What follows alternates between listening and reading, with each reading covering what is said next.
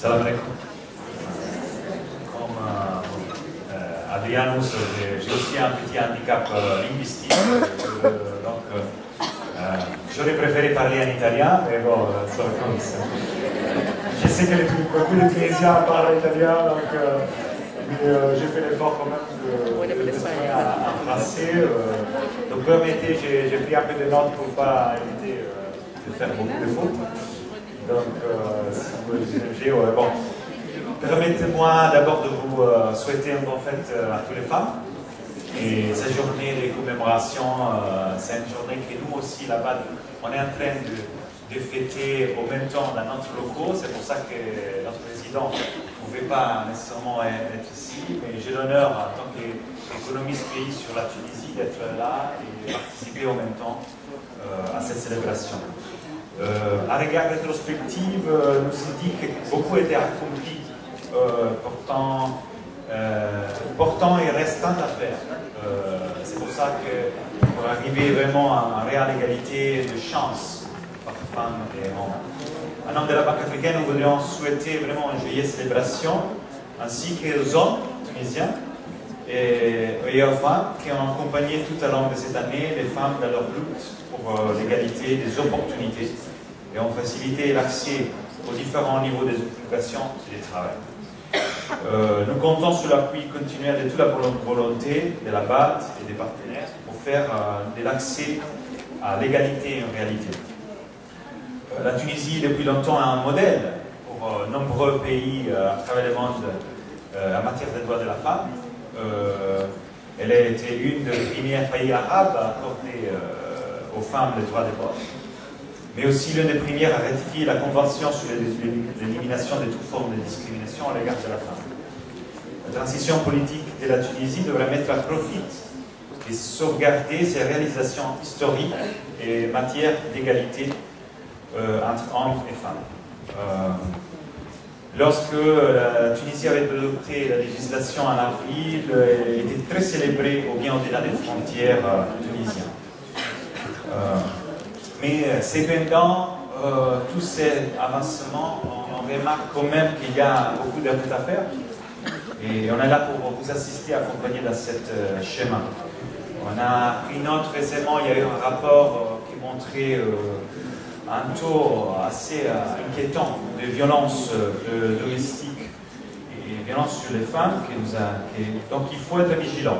Et surtout, il faut en parler. C'est pour ça que cette opportunité comme ça sont des opportunités capitales pour parler des questions que parfois il reste tabou. Mais c'est aussi l'occasion de célébrer l'avance de ce pays et justement travailler davantage avec l'accès des femmes à la sphère politique, mais même économique. Justement, c'est l'objet de cette discussion, puisse vraiment engendrer et accompagner les changements.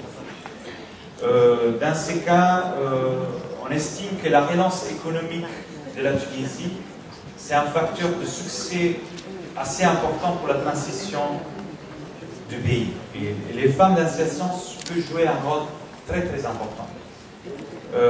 C'est également une opportunité pour montrer aussi et partager avec vous aussi l'espérance de la banque même, qui a fait des progrès assez remarquables dans les années, en plaçant justement de femmes au poste de gestion.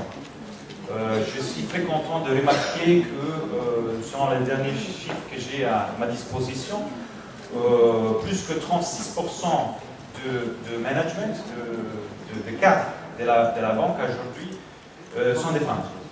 Et ça nous a permis vraiment d'accélérer aussi avec l'imagination, la créativité et les capacités des femmes, vraiment le changement, le fort changement que la banque est en train d'amener, et j'espère que vous avez l'occasion aussi de ressentir.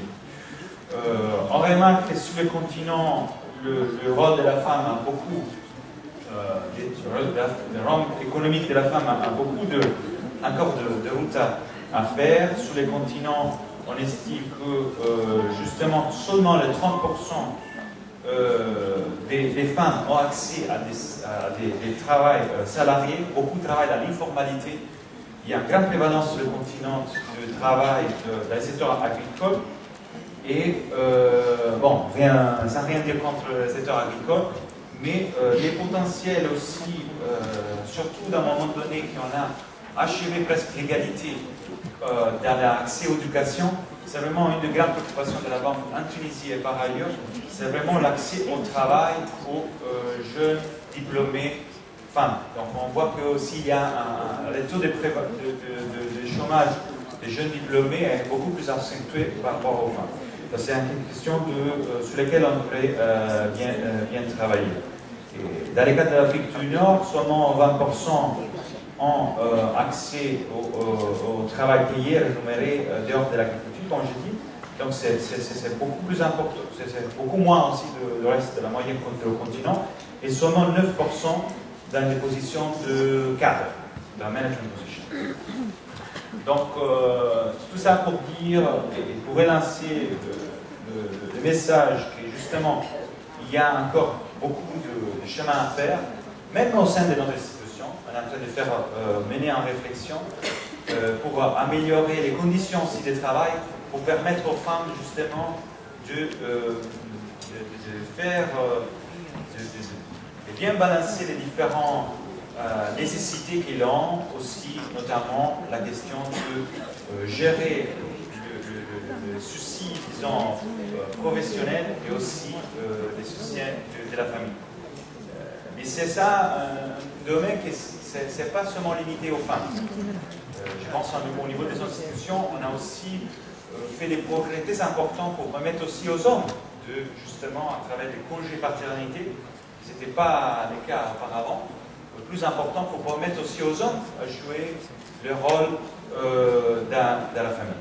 Donc je pense que c'est très important de bien célébrer dans cette occasion, comme je l'ai dit, tous les succès et l'avant-garde de la Tunisie par rapport à certains acquis, notamment accès à l'éducation des femmes, mais aussi d'avoir une réflexion sur les rôles dans l'économie, et les femmes de plus en plus peuvent et devraient jouer. Donc, sans plus tarder, je vous remercie encore pour cette opportunité d'être là et d'ajouter juste quelques mots à votre réflexion et de vous écouter. Surtout. Merci.